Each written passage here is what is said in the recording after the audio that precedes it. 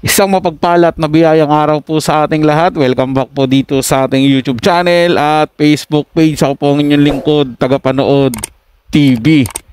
Grabe mga tagapanood, no? Nadulas na po si Boying Remulla o si John Vic Remulla. Ito po yung pag-uusapan natin mga tagapanood.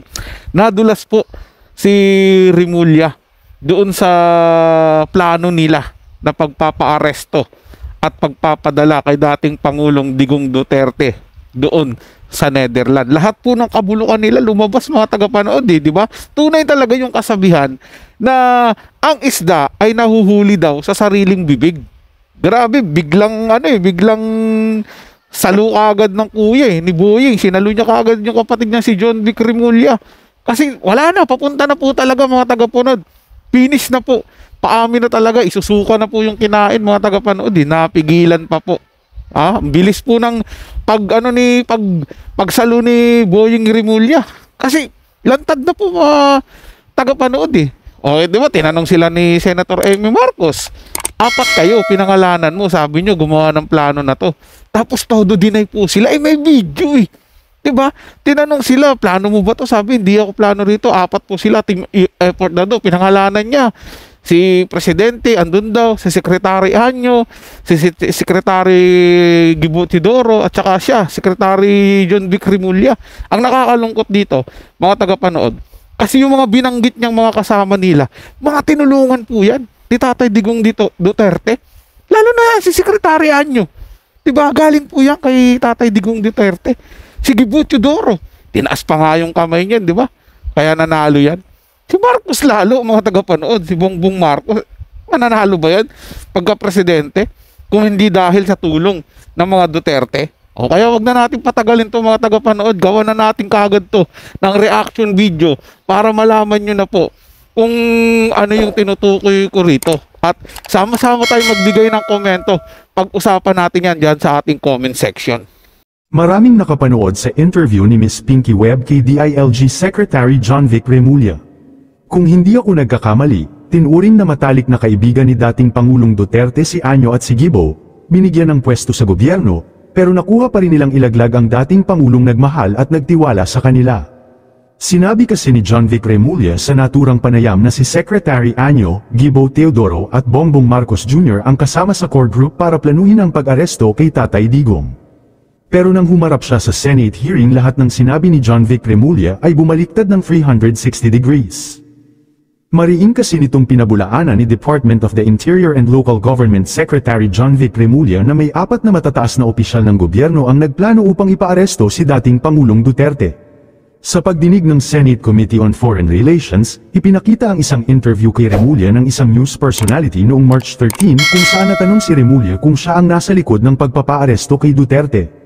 Sinabi nito na batay daw sa chismis ang kanilang naging basehan ng meeting at pagplano. Sumakatuwid nang dahil sa chismis pinaaresto nila si former President Duterte hindi sa EJK. Kawawang dating Pangulong Rodrigo Roa Duterte, nakakulong na sa ICC. Ang tanging pagkakamali lang naman ay ang sobra-sobrang pagmamahal sa bayan at pagtiwala sa mga naging kaibigan. Samantala, ang isyong ito ay binigyan naman ng komento ng ilang personalidad sa social media ayon na kay Coco Locoy ay The Remulla Brothers ay mas pahamak at malaking liability sa admin ni Bongbong Marcos. Mga bunganga at yabang nila ang magpapahamak sa kanila. Group effort for chismis, ang totoong chismis ni John Vic Remulla. Okay na sana yung group effort nila para magpakalat ng chismis at palusot. Ang problema, nilaglag sa document ng Interpol na lahat ng mga palusot nila na March 11 lang nila nalaman ay malaking chismis. Sunog ang Chismoso Club. Ayon naman kay KLCI. The urong-sulong laglagan statements of our kapita-pitagang cabinet members will be used by Nicholas Kaufman to show the ICC that illegal nga ang pagdala kay PRRD sa Netherlands. Kidnapang nga. Mali pa yung statement ni Remulla about the ICC's jurisdiction. Individual daw. Lol. Wala kayong mga bayag umamin kaya mate-technical talaga kayo. Salamat for giving the defense team your inefficiency and ignorance on a silver platter. Ayon naman kay Sas Sasutay. Next time, may I suggest that Remulla explain law like a flow chart. It makes things easier. That's how we learned international law at Leiden. Samantala, ang isyong ito ay binigyan naman ng comment, reaction ng well-known influencer na si Gina Opro Horev. Panuuri ng full video para sa iba pang detalye. Nakakalungkot mga tagapanood, no, nang dahil sa chismis na aresto ang itinuturing po ng karamihan, lalong-lalo na po ang inyong lingkod, na pinakamagaling na naging pangulo dito sa ating bansa. Bakit ko kamo nasabing pinakamagaling mga tagapanood? Dahil siya lang po ang bukod tanging tinaasan yung expiration ng lahat ng mga importanteng government documents dito sa Pilipinas, yung mga expiration katulad ng yung sa passport na yan, pinataasan niya po yan 10 taon. Yung lisensya, pinataasan niya po yan 10 taon din mga tagapanood. Siya rin din po yung bukod tangi na hinabol lahat ng mga mayayaman na mga negosyante na sa tingin po ni Tatay Digong Duterte ay hindi po nagbabayad ng tama sa kanilang mga buwis. At ang nakakalungkot po dito mga tagapanood, hindi lang po dahil nahuli si Tatay Digong Duterte, pinadala nila sa ICC sa ibang bansa, pinagtaksilan yung ating bansa, yung katotohanan na ang mismong mga taong tinulungan niya, itinuring niyang malalapit na kaibigan, ay yun po yung mga nagplano para po siya ay ipaaresto sa mga banyaga sa ICC po mga tagapanood. Well, ang tinutukoy ko po rito, itong si Secretary Anyo na tinulungan at binigyan ng pwesto ni Tatay Digong Duterte sa kanyang gabinete. Ganon din po si Gibo Teodoro. At syempre, makakaligtaan pa po natin dyan yung ating presidente ngayon na si Bongbong Marcos.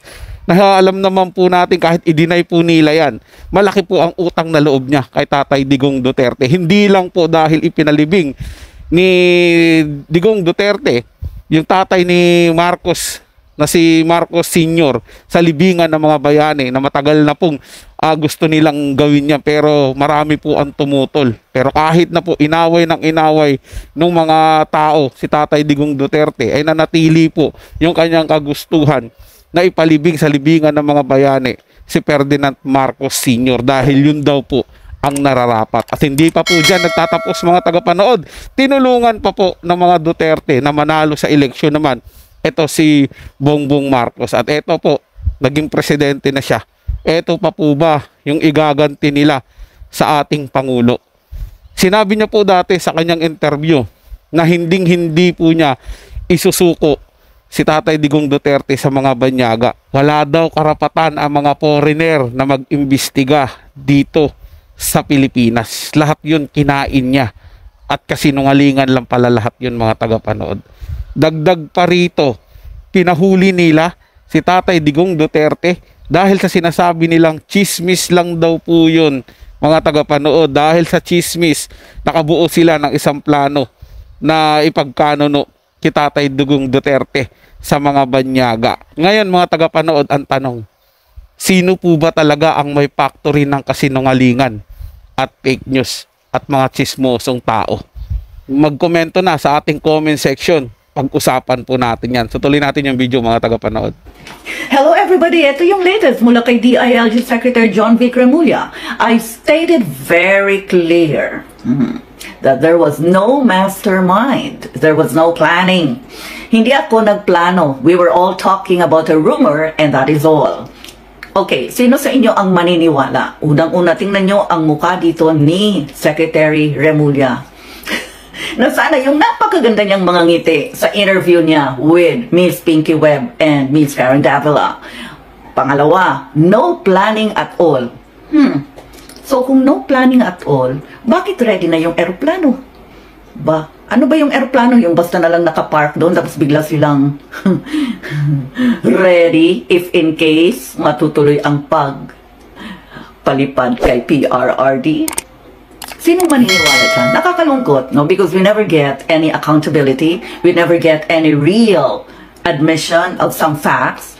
Pero napapanood natin. Kasi iba na ngayon di ba? Na ibang-iba na talaga ngayon. Kaysa panahon noon ni former President Marcos Sr. Now that we have the social media, we get to observe, watch, witness a lot of things. Yet, at the very end, kung may Senate inquiry, lahat ay iba na. Iba na yung mga statement. Ano sa palagay ninyo? Bye-bye. Nagsalita po ang ating mahal na Secretary John Vic na ang nagplano po rito, o yung pagkaintindi namin, ang nagplano ay kayo. Like Secretary Anyo, Secretary Gibot Chodoro, at ang pinangalan, ang Chief PNP, General Marbil. Parang apat yung pinangalanan sa isang interview ng ating Secretary ng DILG. Can I answer that, ma'am? Yes, please, your The question was, who planned this? I did not state in any way who planned it. The meeting was of executive privilege. It is a conversation between the president. Once I mentioned, there was...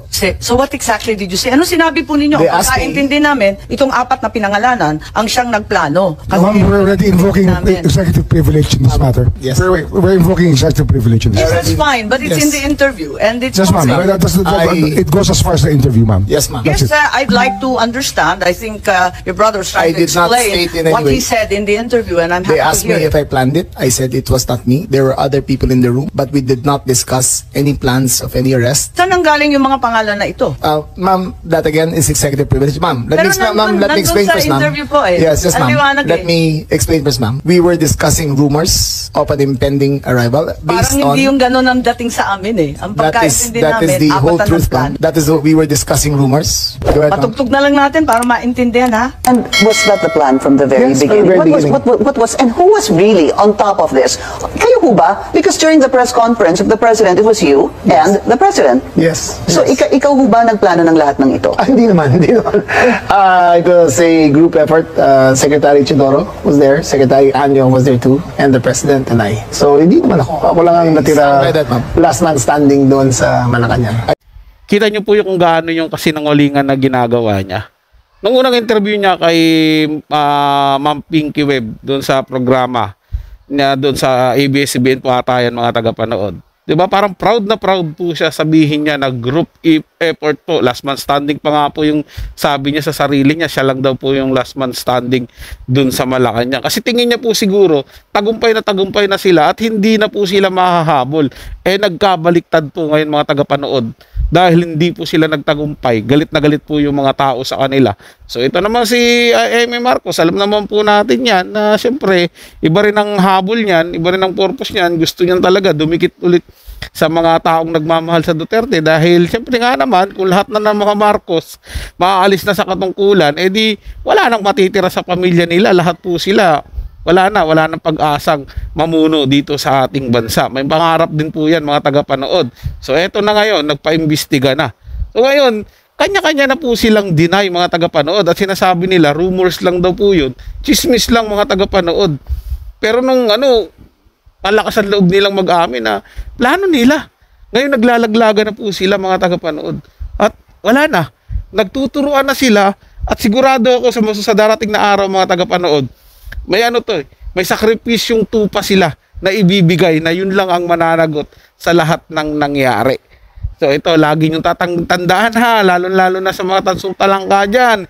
Opinion at komento lang, walang personalan. At lagi nyo tatandaan na kahit anong mangyari, Duterte pa rin hanggang sa dulo. Maraming salamat po sa inyong panonood at lagi po kayong mag-iingat.